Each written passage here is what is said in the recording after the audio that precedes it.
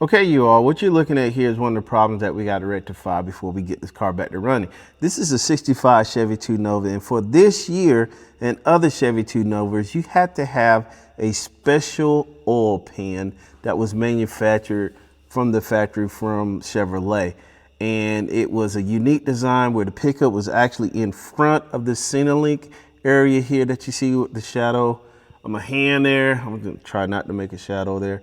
And what we did was, because I didn't have access or the funding back in high school to buy one, I think those things, the replacement new ones were somewhere close to almost 400, 500 bucks. But either way, a good friend of mine of the family actually took a normal small block Chevy oil pan and notched it, brazed it, and we were able to retrofit that oil pan into this car with this 350 Chevy.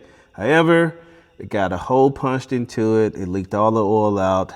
Luckily, when I was driving it, I was able to cut the engine off, shut the car down before the engine, there was any engine damage. So with that being said, that's what we have to do. Now, in order to remove this oil pan, now from what I remember, this was almost 20 years ago. I am fairly certain we have to take this portion of the pitman arm out, down, and we may even have to jack the engine up by actually removing one of the bolts to the engine. But that's what we're gonna do. We're gonna figure it out and go from there. Okay, you all, so here are the parts to make this project go smooth here. And starting off with the old oil pan, a really good friend of ours actually put this together. I remember as a kid when I finally had all the money to put the engine together, get it to the machine shop, the parts, the cam, all that stuff, ready to go. I dropped the engine in and it kept hitting the center link of the suspension of it, because for 62, at least 65, 66 Chevys, maybe even 67, not really sure, don't quote me on that. That center link goes all the way up to here. And that's what we had to actually braze and fix on that oil pan. As you see on this new oil pan, it has the indentation in there for that center link or whatnot for the Chevy 2 Nova. In addition to that, we got this Felpro gasket set. It's a one-piece silicone perma-dry gasket set. You do not have to put, you can put it, you're supposed to put it on dry. However, it wants you to check the pan flanges for flatness, and then you want to apply a small amount of RTV silicone sealer in the junction of the timing cover and the sealing block, and the junction of the rear main bearing cap and the cylinder block as well. So we got our RTV blue mega gasket maker, and we're going to do that and go ahead and install the oil pan. This oil pan also came with a pickup tube for this for the car as well.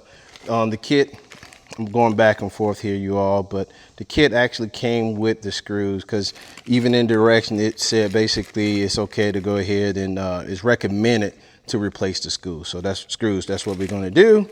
The washers, the larger 1/2 inch 7/16, and then you have the washers for those as well.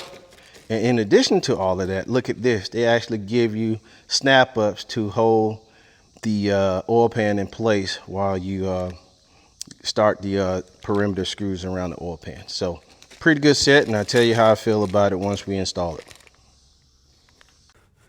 I'm sorry about the bad lighting, y'all, but this is what we're doing up under here. We're cleaning off the surface of the oil pan gasket material. It's got that orange RTV sealant on there, and that's what we're going after right now. He's actually doing way too good of a job there, so I'm gonna bag him off of a little bit. As you all can see, there's the oil pan installed, and it was pretty straightforward. What we did was, if I haven't explained it before, but I'm gonna go ahead and tell you now in this video, or this portion of the video, we had to lower the center link by removing the eyelet arm, dropping the center link, and in addition to that, taking that bolt out of that motor mount so we can raise the engine. And with doing that, we also, because 350 and the Chevy 2, when you lift the engine up, you have to take the cap off the HI distributor, and that'll give you room against the firewall so you don't hit that cap. So once we took the cap off and did that and raised the engine, we're able to pull the oil pan out. And once we pulled the oil pan out, we swapped it with this new oil pan, and we used the snap-ups or snap-ons. I don't remember what it's called. I think it's called snap-up, snap-ons. But anyway, what it does, it's basically a plastic stud that screws into the motor, and you put on the four corners of your oil pan, two up front, two up in the back there. And then once you do that, it'll actually spring out once you push the oil pan on that stud and hold the oil pan in place. And once that's done, you can go ahead and start your perimeter bolts, get that oil pan secured, take out those snap-ups, and then put your original hardware back into the oil pan. And then you just go ahead and tighten it, torque it to specs.